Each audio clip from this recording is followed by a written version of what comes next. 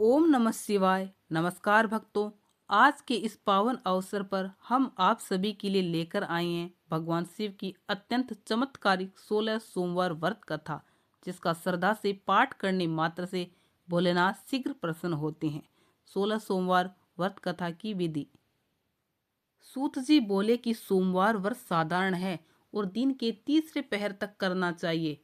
इस व्रत में फलाहार अथवा पारण का कोई विशेष नियम नहीं है, किंतु दिन रात में एक ही समय भोजन करना अति आवश्यक है। सोमवार के व्रत में शिव पार्वती का पूजन करके शिव महिमन स्रोत का पाठ हो सके तो करना चाहिए। सोमवार का व्रत 3 प्रकार से करना चाहिए। प्रति सोमवार को साधारण, दूसरे सौम्य प्रदोष और तीसरे 16 सोमवार। इन तीनों की विधि एक है। पहले शिव पार्वती का पूजन करना चाहिए, फिर कथा श्रवण करनी चाहिए। इन तीनों की कथा अलग अलग है। 16 सोमवार व्रत कथा। एक समय श्री महादेव जी पार्वती सहित मृत्युलोक में भ्रमण करते हुए अमरावती नगरी में आए। वहां के राजा ने बहुत विशाल और सुंदर शिव जी का मंदिर बनवाया था। सो शिव जी महाराज पार्वती जी सहित उसी मंदिर में रहने लगे। एक दिन पार्वती जी ने भगवान शंकर से कहा कि हे नाथ, आज मेरा मन चौसर खेलने को कर रहा है। पार्वती जी के आग्रह पर भगवान शंकर चौसर खेलने को तैयार हो गए। खेल प्रारंभ हो गया। उसी समय मंदिर का पुजारी पूजा करने को आया। तब पार्वती जी ने पूछा कि हे पुजारी जी, बताइए हम दोनों में से किसकी जीत होगी। पुजारी बोला कि जीत तो शंकर भगवान की होगी, परंतु हुआ इसका उल्टा, अर्थात जीत पार्वती जी की हुई। तब पार्वती जी ने मिथ्या भाषण के अपराध में पुजारी को कोढ़ी होने का श्राप दे दिया।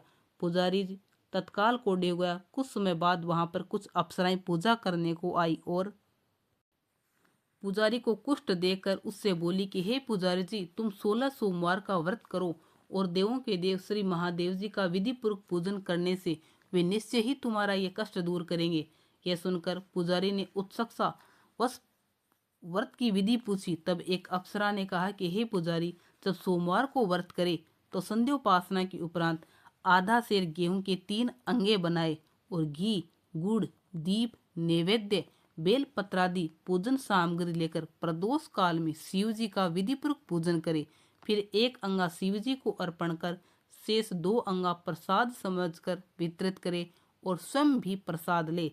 इस विधि से 16 सोमवार व्रत करने के पश्चात 17वें सोमवार को पाव भर गेहूं के आटे की बाटी का चूरमा बना कर भोग लगाकर बांट दे। फिर सैकुटम प्रसाद ग्रहण करे। ऐसा करने से भगवान शंकर प्रसन्न होकर तुम्हारे सभी मनोरथ पूर्ण करेंगे। यह सब विधि विधान भगवान शंकर ये सब विधि विधान बताकर अप्सराएं स्वर्ग को चली गई और पुजारी यथाविधि 16 सोमवार का व्रत कर रोग मुक्त हो गया और नियमित पूजा करने लगा। कुछ समय बाद श्री शंकर फिर आए। पुजारी को देखकर पार्वती जी पे रोग मुक्त होने का कारण पूछा। तब पुजारी ने सब कुछ बता दिया, जिसको सुनकर पार्वती जी ने भी यह व्रत किया। फलस्वरूप अप्रसन्न कार्तिकेय जी माता के आज्ञाकारी हुए। तब कार्तिकेय जी ने भी पार्वती जी से पूछा कि क्या कारण है जो मेरा मन आपके चरणों में लगा है। पार्वती जी ने ही व्रत बतलाया। तब कार्तिकेय जी ने भी यह व्रत किया। फलस्वरूप उनका बिछड़ा हुआ मित्र मिला। उसने भी कारण पूछा। कार्तिकेय जी के बताने पर अपने विवाह की इच्छा से उसने यथाविधि व्रत किया। फलतः वह विदेश गया। वहां के राजा की कन्या का संवर था। राजा का प्रण था कि हथिनी जिसको जयमाला पहना देगी उसके साथ ही अपनी कन्या का विवाह करूंगा। अतः वह ब्राह्मण भी संवर देखने की इच्छा से एक और आ बैठा। हथिनी ने चारों ओर घूमकर अंत में उसी को माला पहनाई। बड़ी धूमधाम से विवाह संपन्न हुआ। सुंदर कन्या पाकर वह सुखपूर्वक रहने लगा। एक दिन राजकन्या ने पूछा कि हे नाथ, आपने कौन सा ऐसा पुण्य किया था जिससे सब राजकुमारों को छोड़कर हथिनी ने आपको ही जयमाला पहनाई। तब ब्राह्मण ने 16 सोमवार का व्रत यथाविधि बतलाया। अपने पति से सुनकर राजकन्या ने भी सत्पुत्र प्राप्ति के लिए यह व्रत किया और सर्वगुण संपन्न पुत्र प्राप्त किया। पुत्र ने बड़ा होने पर माता से पूछा कि किस पुण्य के प्रताप से मेरी प्राप्ति आपको हुई। राजकन्या ने सविधि व्रत बताया। तब राज्य प्राप्ति की कामना से वह भी व्रत करने लगा। उसी समय राजा के दूतों ने आकर राजकन्या के लिए उसका वर्ण किया और आनंद से विवाह संपन्न हुआ। राजा का स्वर्गवास हो जाने पर ब्राह्मण को राजगद्दी प्राप्त हुई। फिर भी वह इस व्रत को करता रहा। एक दिन उसने अपनी पत्नी से पूजन सामग्री लेकर मंदिर में चलने को कहा, परंतु उसने दासियों द्वारा सामग्री मंदिर में भिजवा दी। तब राजा ने पूजन समाप्त किया तो उसी समय आकाशवाणी हुई कि तू इस पत्नी को घर से निकाल दे, नहीं तो तेरा सर्वनाश हो जाएगा। प्रभु की आज्ञा मानकर उसने रानी को निकाल दिया। तब रानी अपने भाग्य को कोसती हुई एक नगर में बुढ़िया के पास गई। बुढ़िया ने दीन दशा देख उसके सिर पर सूत की पोटली रख बाजार बेचने को भेजी।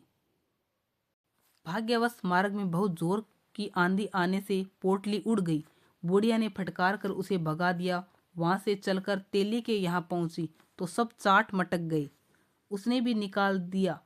वह बेचारी प्यास से बेचैन होकर पानी पीने के लिए नदी पर पहुंची तो नदी सूख गई। सरोवर पहुंचे तो हाथ स्पर्श करते ही जल में कीड़े पड़ गए। उसी जल को पी आराम करने के लिए जिस वृक्ष के नीचे जाती वही सूख जाता। वन और सरोवर की यह दशा देख गवाले इसे गुसाई के पास ले गए। उसे देखकर गुसाई जी समझ गए कि अबला आपत्ति की मारी हुई है।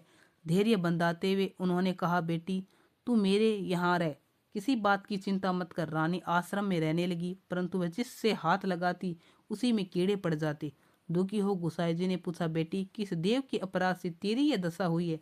रानी ने बताया कि पति की आज्ञा का उल्लंघन कर मैं महादेव जी के पूजन को मंदिर में नहीं गई। और रानी की यह बात सुन गुसाई जी ने शिव जी की प्रार्थना करने के बाद उससे कहा कि हे बेटी तुम 16 सोमवार व्रत करो। रानी ने विधि पूर्वक व्रत पूर्ण किया। उस व्रत के प्रभाव से राजा को रानी की याद आई और दूतों को उसकी खोज करने भेजा। आश्रम में रानी को देखकर दूतों ने राजा को रानी का पता बताया। राजा ने गुसाई जी से जाकर कहा कि महाराज ये मेरी पत्नी है। शिव जी के रुष्ट होने से मैंने इसका परित्याग किया था। शिव जी की कृपा से ही मैं इसे लेने आया हूँ। आप इसे मेरे साथ जाने की आज्ञा दीजिए। गुसाई जी ने सहर्ष आज्ञा दे दी। राजा रानी नगर में आई। नगरवासियों ने नगर सजाए, बाजे बजवाए, घर घर मंगलाचार हुए। शिव जी की कृपा से प्रति 16 सोमवार का व्रत कर राजा रानी आनंद से रहने लगे और इस लोक में सुख भोगकर अंत में शिवलोक को प्राप्त हुए। इसी प्रकार जो मनुष्य भक्ति युक्त चित्त से विधि पूर्वक 16 सोमवार का व्रत करता है और कथा को पढ़ता है वह सुनता है, उसकी सब मनोकामनाएं पूर्ण होती है और इस लोक में सुख भोगकर अंत में शिवलोक को प्राप्त होता है। सूत जी कहते हैं कि कलिकाल में यह व्रत सर्व कामनाओं को देने वाला है, इसमें तनिक भी संदेह नहीं है। बोलो शंकर भगवान की जय हो। आशा करती हूँ कि आपको यह कथा अच्छी लगी होगी और ऐसे ही कथा सुनने के लिए हमारे भक्ति चैनल से जुड़े रहिए। धन्यवाद।